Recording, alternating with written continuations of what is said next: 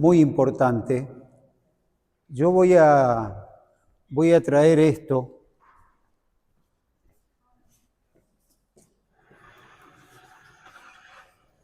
Chapalicua, levante sin miedo. Pone acá. De todos modos, es para aquellos que por ahí no habían visto. ¿No habías visto esto? No. Bueno, estoy haciendo una introducción mientras terminan de cortar las pizzas. ¿Están todos ya?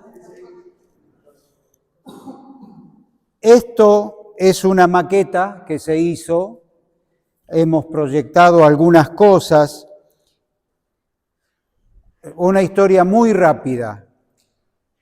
Cuando Dios saca a su pueblo de Egipto, el propósito de Dios viene desde muchos años antes, sacando a un hombre llamado Abraham de la oscuridad más tremenda que vivió la raza después de la caída del hombre, cuando el hombre perdió a Dios. Cuando el hombre perdió a Dios, fue echado del huerto de Edén y el diablo le gana la mente y le gana la voluntad, y entonces el hombre se entrega a la idolatría. ¿Qué es la idolatría? Es desde mi concepto, desde mi mente, busco un Dios. Dios existe, Dios es el creador, el soberano, el Señor, el que hizo al hombre. El hombre, al pecar contra Dios, al desobedecer a Dios, fue llevado a una oscuridad mental, espiritual. Y en esa oscuridad espiritual, mental, el hombre perdió a Dios, extravió a Dios. Mentalmente no. Mentalmente cree en un ser superior, pero no lo conoce. Y al no conocerlo, empieza a pensar en su Dios, en su forma. Entonces adora al sol, adora a una serpiente, adora a una imagen, agarra un palo y hace una imagen y le reza y le adora. Y entonces es tan insensato que con la mitad hace un asado y con la mitad se hace un Dios. Qué insensatez, ¿no? Pero es así. Agarra un yeso y hace una estatua, agarra un mármol y hace una estatua. Entonces proyecta a Dios según el hombre piensa. De ahí tantos dioses. La mitología griega tiene miles de dioses. Y entonces Zeus se casó con este y con la otra y tuvo un hijo y el hijo mató a la madre. Y toda una sarta de cosas. Eso es idolatría.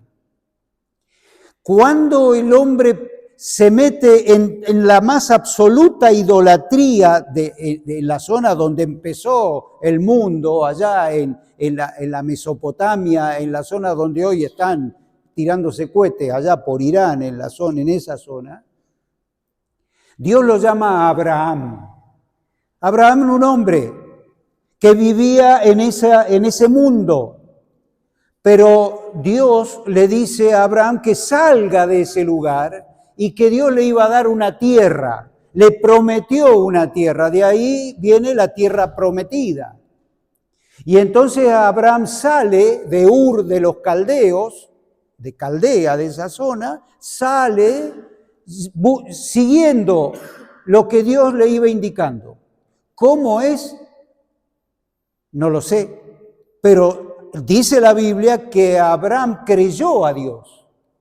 Y en esa revelación del único Dios verdadero, dejando absolutamente toda idolatría que era de su propia familia, se había criado en ese lugar, sale, primero va a un lugar que la traducción sería estación, va a un lugar hasta que muere el padre.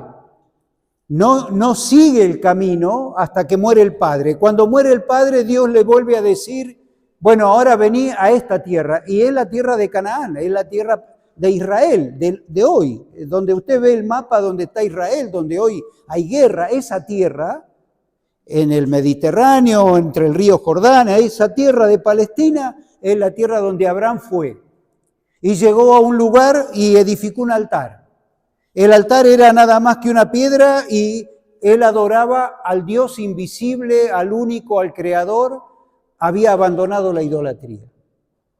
De ese hombre prometido por Dios nace un hijo, un solo hijo, Isaac. Ese hijo tuvo otro hijo, tuvo dos, pero tuvo otro hijo para seguir la línea de descendencia llamado Jacob, al que Dios le cambió el nombre y le puso Israel. Israel, estamos hablando de muchos años, hoy es el pueblo de Israel. Ese Jacob, ese Israel tuvo 12 hijos.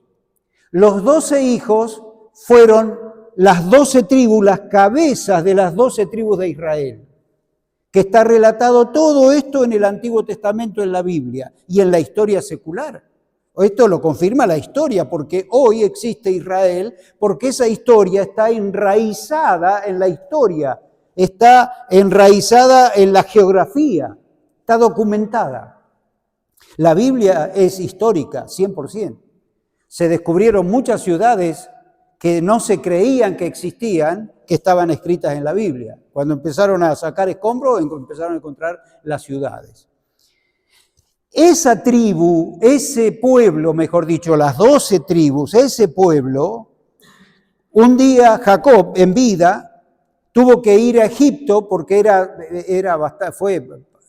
se sucedían estas sequías y estas hambrunas en esa zona, tuvo que ir a Egipto. Egipto es era el granero del Imperio Romano. Egipto hasta el día de hoy tiene una zona muy verde en el Nilo, en la punta del Nilo, donde hay trigo, donde hay cosecha, donde no falla la sequía. Entonces, Jacob tuvo que venir con su familia a Egipto.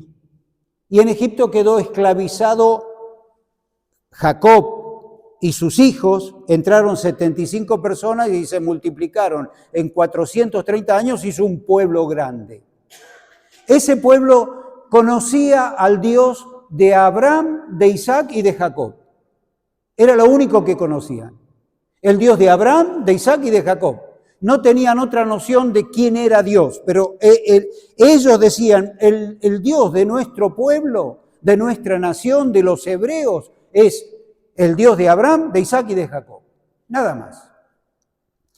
Y entraron en esclavitud porque se hizo tan grande el pueblo que el faraón de Egipto, el rey de Egipto, dijo, estos son muchos. Si se levantan contra nosotros, no.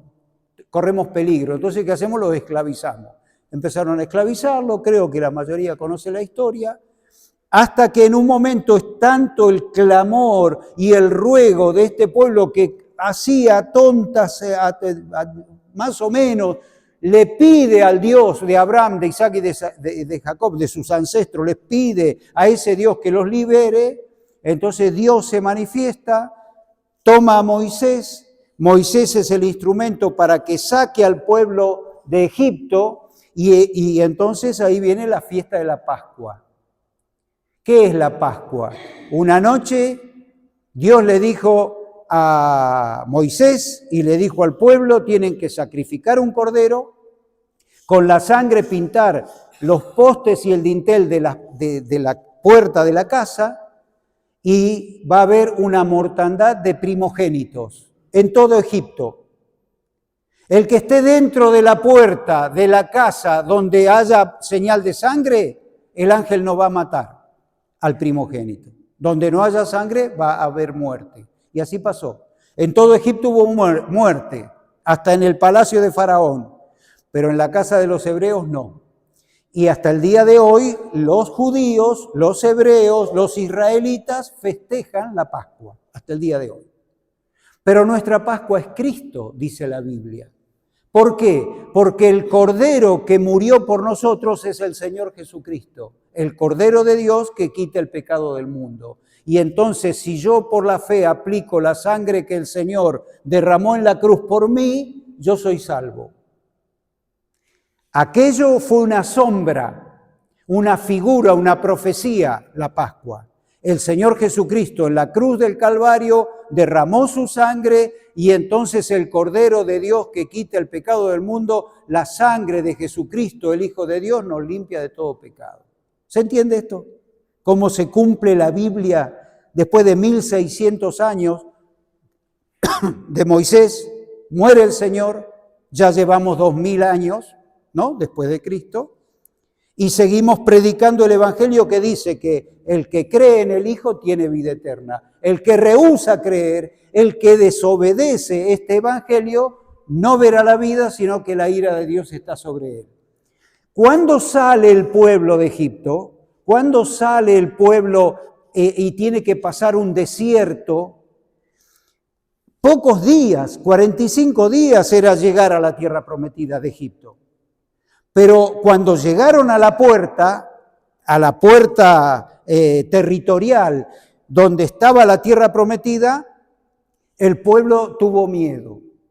Mandaron 12 espías, recorrieron la tierra y volvieron y dijeron, no, a esto no los podemos ganar, acá está todo poblado, son gigantes, a esto, no, pero Dios va con nosotros, le decía Moisés. 2 más se sumaron y decían, no tengamos miedo, vamos y poseamos la tierra, es la tierra que Dios nos da, es la tierra donde estuvo Abraham, Isaac y Jacob. No creyeron, entonces quedaron dando vuelta en el desierto 40 años. En esos 40 años que desobedecieron y que tuvieron que vagar en el desierto, hizo Dios que vaguen en el desierto hasta que muera toda esa generación, la incrédula. Murieron todos los padres y los hijos entraron a la tierra, después de hacer una vuelta muy grande. ¿Se imaginan? Casi 3 millones de personas caminando por el desierto. Era avanzar, quedarse, estar en las carpas, y cuidar, y todos los pueblos de la redonda sabían que venía un pueblo grande que eran dueños de esa tierra, ancestrales. Esto es todo historia, ¿no? La historia que registra la Biblia es la historia que pasó en el mundo. En ese momento Dios le dice, bueno, yo voy a estar en medio de ustedes. ¿De qué forma? A través de un templo. Pero como ustedes están en el desierto, el templo es una carpa. Y la carpa es transportable. Va a haber una tribu que se va a encargar de mover el atrio, un altar, toda una cubierta. Esto es un edificio enorme de 5 metros de alto, grande, muy imponente, que de lejos se veía solamente la cubierta, que no es azul, era negra o gris oscuro, de pieles de tejones. Si usted va, camina en el desierto, todo amarillo, todo árido, no hay nada, lo vieron al desierto, vieron cómo es el desierto. Y allá aparece algo blanco alrededor y una cosa negra que cubre un templo. Esto es el tabernáculo. Tabernáculo es una casa, una habitación. Dios dijo, yo voy a estar entre ustedes y les voy a dar una ceremonia para que hagan la ceremonia y yo me voy a revelar. Y me voy a revelar en medio del pueblo. Y cuando yo diga se tienen que ir, se levantan y se van y el tabernáculo viene, se pone y las tribus se ponen alrededor. Y se tienen que ir, vuelvo de nuevo. Habían carros, habían bueyes que llevaban todo esto pesado y todo esto tenían varas. ¿Para qué? Para transportarlo. Agarraban 2 hombres de allá, 2 hombres de acá y llevaban el mueble. Este es el altar del holocausto. Este es el lavacro. Aquí adentro habían otros muebles, todos con las varas. Y estos pesados lo tenían que doblar y lo tenían que desarmar y lo tenían que transportar. Muy bien, 40 años. Cuando llegan a la tierra prometida, que se establecen y guerrean y toman lo que hoy es Palestina, esto, después de muchos años, se convierte en un templo hecho de piedras. El famoso templo de Salomón, que sigue con la misma idea. ¿Cuál es la idea? Una puerta Y todo esto, como en la Pascua era figura de la cruz de Cristo y del Señor que venía a salvarnos, todo sigue siendo figura. La puerta, Cristo dijo, entrad por la puerta, yo soy la puerta. El que por mí entrare será salvo. Y entonces, primero un altar de sacrificio. Aquí se mataban los animales para poder entrar al tabernáculo, a la presencia de Dios. Y entonces, para entrar al cielo, para entrar a la comunión con Dios, primero hay que pasar por la cruz. Primero hay que pasar por el sacrificio de Cristo. Nadie se salva por obra, nadie se salva por nada que no sea la fe en el Señor Jesucristo. Este es el Evangelio. Cree en el Señor Jesucristo y serás salvo. ¿Por qué? Porque Cristo murió. Él hizo el sacrificio. Pero después de que uno se salva porque cree en el Señor, viene el lavacro. Acá se lavaban las manos, acá se lavaban los sacerdotes. Se lavaban cuando entraban y cuando salían de este recinto interno del lugar. Lugar santo, lugar santísimo. Después vemos eso. Entonces, el sacrificio y el lavacro. Ahora, yo voy a hablar de algo que tiene que ver con esto. Lucas capítulo 4.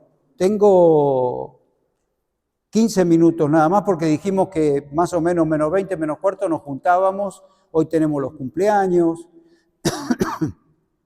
Lucas, yo voy a leer y puntualizar un solo tema. Lucas 4.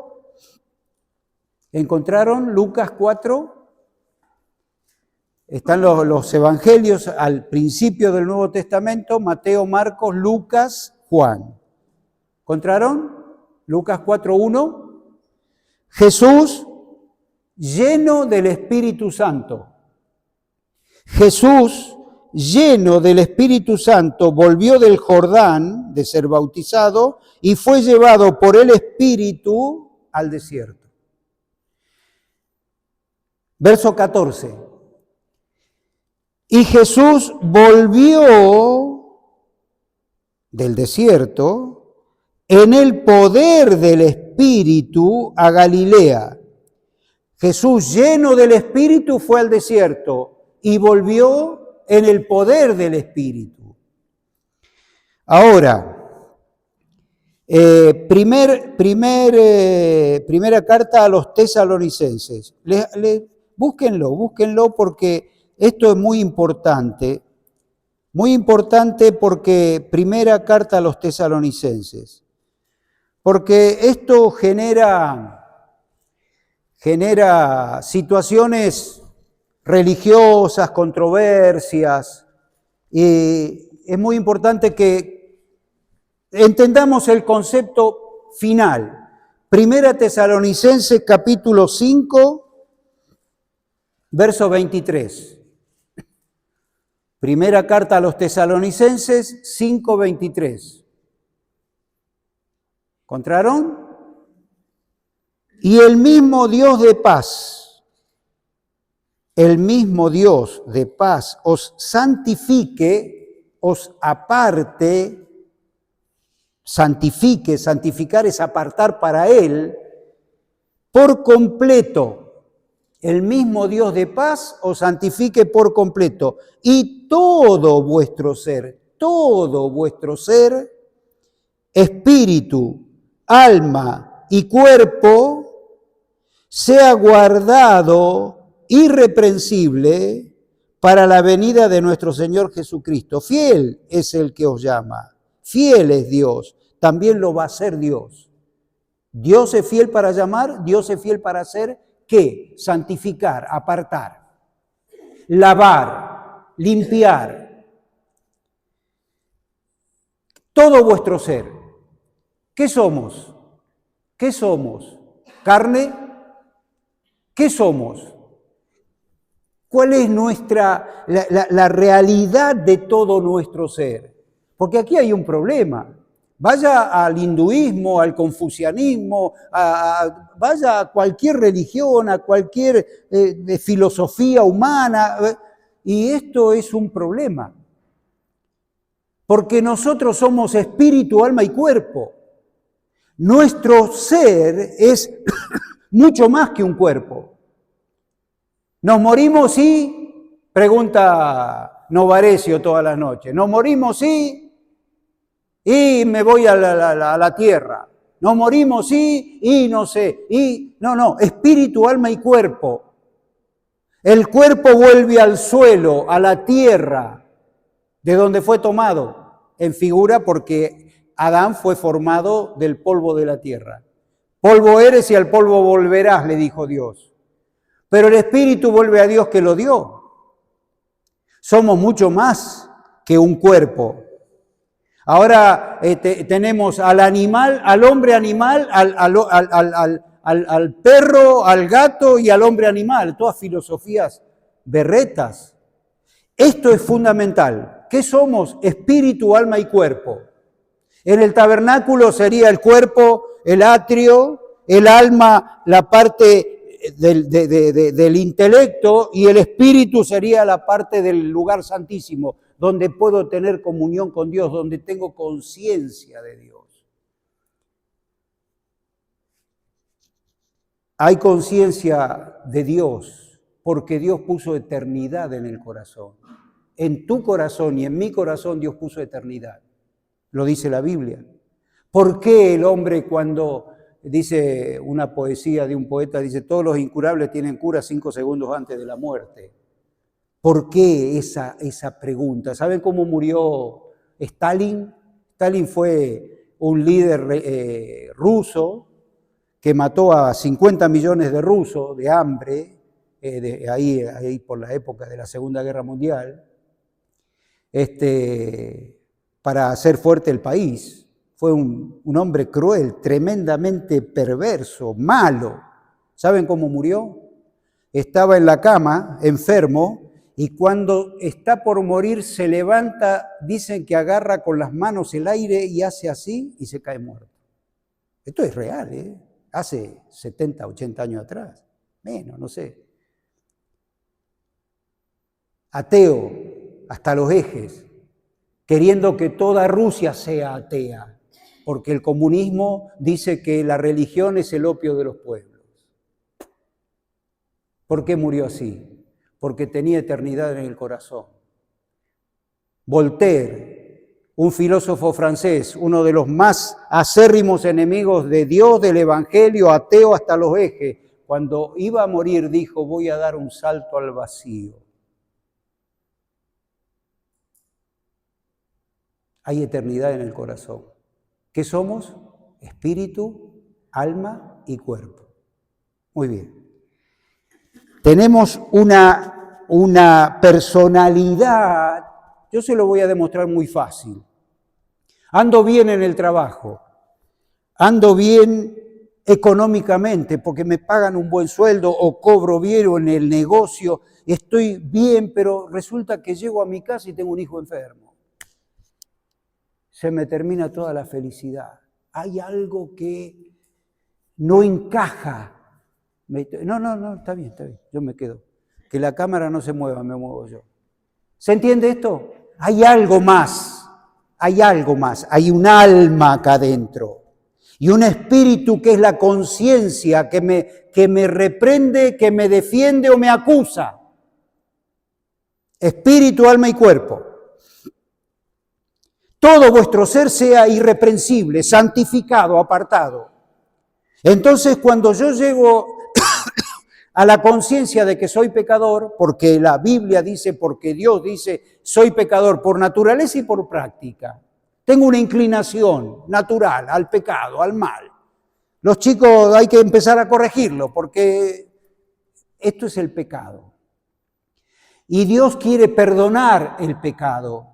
Quiere que adoptarnos de nuevo, quiere que ese mal que invadió a la raza y que destruyó a la raza, porque lo hizo el diablo, viene para matar, hurtar y destruir. El diablo quiere destruir un hogar, quiere destruir un amor, quiere destruir a un hijo, quiere la droga, las enfermedades, el alcohol, el sexo, la vanidad, las riquezas. El diablo tiene una madeja, un sistema perverso, corrupto que destruye.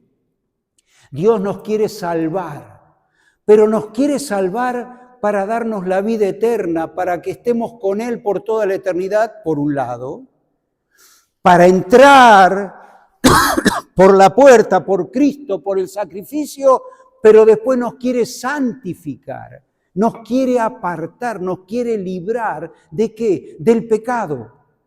Dios nos va a salvar de la paga del pecado, que es muerte, en Cristo. Nos va a salvar y a librar del poder del pecado para que no nos gane, y después nos va a sacar de este mundo al cielo para sacarnos de la presencia del pecado. La paga del pecado, el poder del pecado, la presencia del pecado. El poder del pecado, cuando yo creo en el Señor Jesucristo, soy salvo, pero esta naturaleza está caída y corre el riesgo de volver al mal, de volver a practicar el mal, de volver a practicar el pecado, de volver a la mugre, al chiquero. Este es el problema. Entonces, si no se entiende esto de una forma muy importante, y yo lo que voy a decirles, queridos, es solamente decirles lo que dice la Biblia. Luego, es realidad si se vive, pero se va a entender entendiendo la Biblia y por la fe. ¿Por qué declaro esto de una forma terminante? Porque la idea de que el evangelio, los evangélicos, los santulones, estos hombres que van y que vienen y que predican y que todo esto es un verso, suena vacío. Y suena vacío porque mucha gente, muchos creyentes no entienden esta verdad. Tal vez porque no la conocen, tal vez porque no se las enseñaron bien y de repente nosotros fallamos porque no somos capaces de transmitir esto, que el único que lo puede hacer, una vez que yo me entrego mi vida al Señor, el Espíritu Santo, Dios Espíritu, va a alumbrar mi mente, mi entendimiento, para que yo entienda que no solamente me quiere salvar Dios del infierno, me quiere salvar de una vida de pecado y me quiere dar el poder para que yo tenga poder para librarme, que no es poder mío, es de Dios. Fiel es el que os llama, el cual también lo hará. ¿Vamos entendiendo esto? Es muy importante. Ahora vamos, Colosenses capítulo 2. Ahí cerquita nomás de Tesalonicenses, antes Colosenses, una hojita nada más. Capítulo 2. Y leo, pues tenemos 5 minutos. Leo. Colosenses 2:8, ¿lo tienen todos? Colosenses 2:8. Fíjense esto. ¿Estamos? Mirad que nadie os engañe por medio de filosofías y huecas sutilezas, según las tradiciones de los hombres, conforme a los rudimentos del mundo y no según Cristo. Primer punto.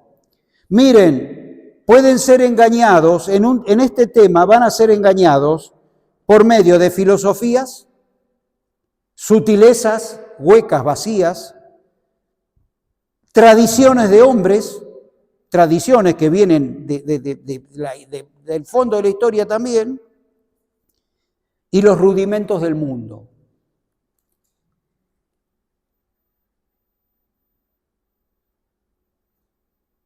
Verso 20, vamos a abreviar la lectura, porque habría que leerlo todo, pero vamos a abreviar la lectura.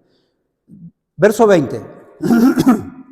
Pues si habéis muerto con Cristo, en cuanto a los rudimentos del mundo, se vuelve a repetir la misma frase, ¿por qué, como si vivieseis en el mundo, os sometéis a preceptos tales como no manejes, ni gustes, ni aun toques, en conformidad a mandamientos y doctrinas de hombre, rudimentos del mundo, doctrinas de hombre, mandamientos, filosofías huecas, sutilezas. Yo vine a la cruz de Cristo, vine al sacrificio por la fe y le dije, Señor, perdona mis pecados, y desde entonces yo sé que soy salvo porque Dios lo dice, no porque yo lo creo, no porque yo lo siento, porque yo lo creo, porque yo lo afirmo. Dios me dice, yo creí en el Señor Jesucristo y morí con Él. Estoy muerto al pecado y vivo para Dios. Eso es el bautismo. Cuando yo entiendo esto, me quiero bautizar, me identifico y doy fe y publico y tengo el coraje y de decirle a todo el mundo, yo soy creyente, yo soy un hijo de Dios, yo soy cristiano, pero cristiano de verdad. Creo en el Señor. Muy bien. Sigo el camino y resulta que me veo con que tengo malos pensamientos, con que me dicen, che, flaco, vos estabas con nosotros, ahora te apartaste, pero vení, esto, lo otro, te seduce un trabajo, te seduce una forma de vida fácil, te seduce un vicio y no podés salir. ¿Qué pasó? ¿Cómo salgo de esta? ¿Cómo hago? Y ahí es donde tropiezan los creyentes que no entienden esta doctrina de la santidad, del lavamiento, del apartamiento, porque después hay otra frase, ahí es donde se tropieza y se vuelve de repente, se cae en el problema. Porque el tema es que yo no tengo que, no puedo hacer esto. Voy y le pregunto a los hermanos, ¿puedo hacer esto? ¿No puedo hacer esto? ¿Me conviene esto? ¿Qué hago? ¿Cómo hago? ¿Qué es bueno y qué es malo? No es así. Esos son rudimentos, esos son filosofías. Y entonces te dice la filosofía, en una época, decir, bueno, vámonos al medio del monte, apartémonos y encerrémonos en un convento y oremos de rodillas y las carmelitas descalzas y entonces hagamos voto de consagración y ahí en el medio, en el secreto de mi confesión diaria, sigo pensando lo mismo. Sigo siendo el mismo pecador. Entonces agarro un látigo y me doy en la espalda. ¿Nunca vieron las películas? ¿Para qué? Me flagelo. ¿Por qué? Porque el pensamiento es que no me voy a librar del pecado. El que me libró del pecado es Cristo muriendo en la cruz. Él murió, fue sepultado y resucitó. Y yo morí con Él, resucito y voy a novedad de vida. Y entonces ahora el poder es del Espíritu de Dios, no mío. Pero el Espíritu mora en mí. ¿Y dónde está el poder? El poder está en creer la palabra, conocerla y creerla. Y saber que Dios tiene poder para librarme. Seguimos. Verso 22. En conformidad a mandamientos y doctrina de hombre, cosas todas que se destruyen con el uso. Si uso esto, se destruyen solas. Tales cosas tienen a la verdad cierta reputación de sabiduría en culto voluntario, en humildad, en duro trato del cuerpo, pero no tienen valor alguno contra los apetitos de la carne. Si pues habéis resucitado con Cristo, buscad las cosas de arriba, donde está Cristo sentado a la diestra de Dios. Poned la mira en las cosas de arriba, no en las de la tierra. Habéis muerto. Vuestra vida está escondida con Cristo en Dios, y cuando Cristo, vuestra vida, se manifieste, entonces vosotros también seréis manifestados con Él en gloria. Haced morir pueblo terrenal en vosotros, fornicación, impureza, pasiones desordenadas, malo deseo, avaricia, que es idolatría. Verso 8, dejad también vosotros todas estas cosas, ira, enojo, malicia, blasfemia, palabras deshonestas de vuestra boca, no mintáis los unos a los otros, habiendo despojado el viejo hombre, revestido del nuevo hombre. Queridos, esta es la verdad. Si nos grabamos estas cosas y lo entendemos, primero, espíritu, alma y cuerpo, es todo nuestro ser. Cuando Dios me salva para toda la eternidad y me da un poder me sella con el Espíritu Santo. Yo no lo veo, ni lo siento. Sé que estoy sellado, sé que el Espíritu Santo mora en mí. Y entonces a través de la palabra, de la enseñanza y del conocimiento, empiezo a conocer al Dios desconocido para mí. Y cuando empiezo a conocer al Dios que me salvó, en Cristo hizo una obra mucho más grande, que es santificarme, apartarme, librarme del poder del pecado. ¿Cómo me libra del poder del pecado? Con un poder mayor. Si no hay un poder mayor en mi vida, yo no puedo vencer el pecado, no puedo vencer la tentación. Y entonces voy a estar luchando todo el tiempo y me voy a encerrar con 20 creyentes más, rogándole al Espíritu que venga y pidiéndole al Señor que me ayude, y salgo y pasa una tentación ahí y listo. ¿Se entiende esto? Por la fe. Estoy muerto con Cristo, busco las cosas de arriba y entonces empieza el Espíritu con su poder a mostrar que tiene poder para que yo no sea vencido por el mal, sino venza con el bien el mal. Espíritu, alma y cuerpo, y hay un poder que es el poder del Evangelio, que es el poder de Dios, que es el poder del Espíritu Santo. Cuando el Señor fue lleno del Espíritu, volvió en el poder del Espíritu. Si yo soy lleno del Espíritu, voy a tener poder para poder vencer el mal.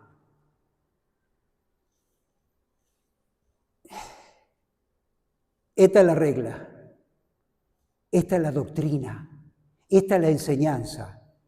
Esto se puede vivir solamente por la fe. ¿Cómo? En una vida normal. Cuando se me presenta el pecado, como se le presentó a José, miren, medio segundo. Cuando se me presenta el pecado como se le presentó a José, ¿se acuerdan quién era José? José era el hijo de Jacob que fue llevado a Egipto, esclavizado, y entonces estaba en casa de Potifar, de un hombre capo ahí en Egipto. Y la mujer lo quería a José. Y lo acosó de tal manera que lo desvistió, lo desnudó. Y José dejó la ropa y se escapó. Hay que salir de una situación así, ¿no? Le hablo a los hombres, ¿no? Hay que salir de una situación. Fue sometido a una tentación tremenda. ¿Por qué venció? Porque tenía a Dios en su mente. Porque el poder es de Dios, no de José, ni mío. Es del Espíritu. Y yo poned la mira en las cosas de arriba y entonces estoy muerto con Cristo, estoy resucitado, el mundo me es crucificado a mí, yo al mundo.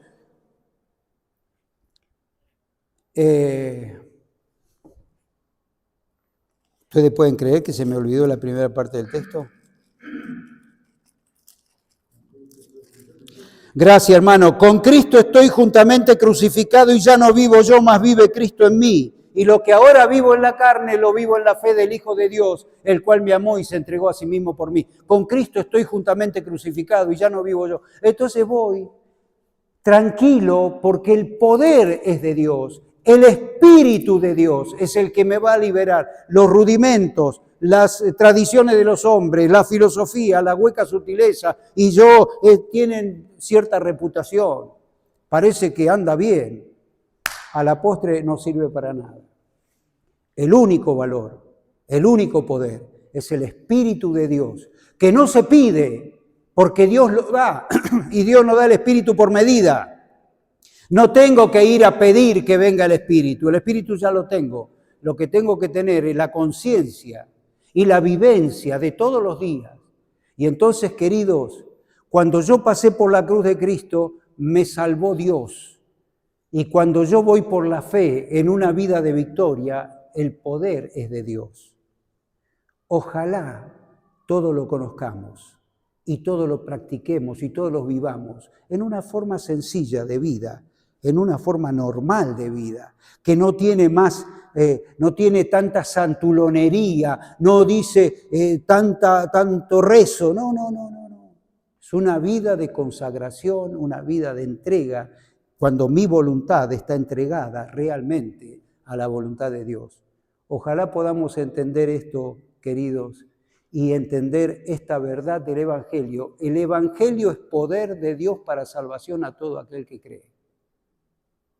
El Evangelio es poder de Dios para salvación. Dios te va a salvar de la paga del pecado, que es muerte, del poder del pecado, y nos va a salvar, nos va a llevar a su presencia, nos va a sacar de la presencia del pecado a su casa celestial. Vamos a orar.